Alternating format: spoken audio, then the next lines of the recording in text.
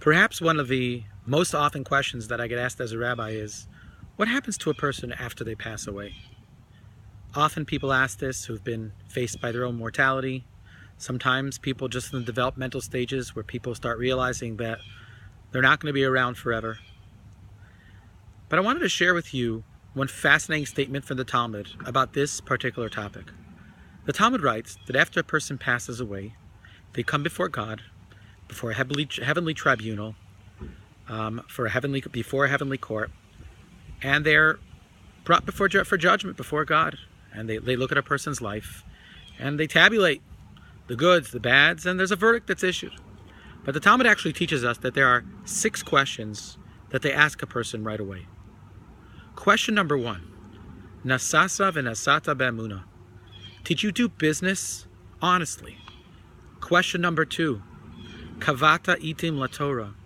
Did you make time every day to study something Torah-oriented? Did you make time daily for spiritual growth? Question number 3, Asakta b'pirya v'rivya.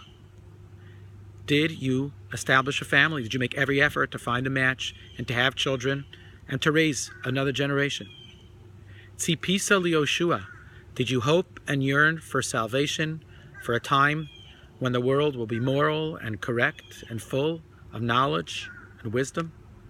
And finally, the Talmud says 2 last questions are pilpalta bechachma. Did you take time to discuss wisdom? And hivanta tavar mitach davar. Did you take time to think, to contemplate, and come up with new intellectual discoveries on your own? These are the 6 questions that a person is asked. If you think about it, it's probably a good idea to ask yourself these questions before you get to the end of the road. If a person wakes up periodically, daily, weekly, monthly, and asks themselves, what am I doing to answer these 6 questions? Am I honest in business? Is my integrity intact?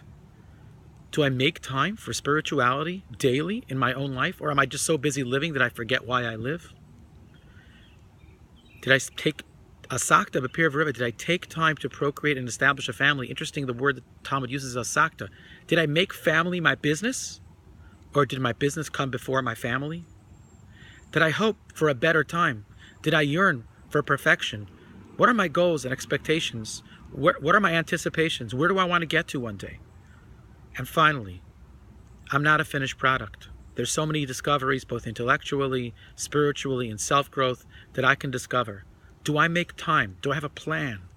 Do I have a real action-based plan of how I'm going to spend my time in improving myself, in making myself a more perceptive and understanding person? If you don't ask those questions to yourself now, when are you going to ask these questions? Or perhaps differently, if you don't ask those questions to yourself now, they're going to ask those questions to you. So get ahead of the curve. Commit today that you're going to be able to answer those questions with clarity, with certainty, and with confidence. And then you'll know that you lived a life worth living. Shabbat Shalom. Until next week.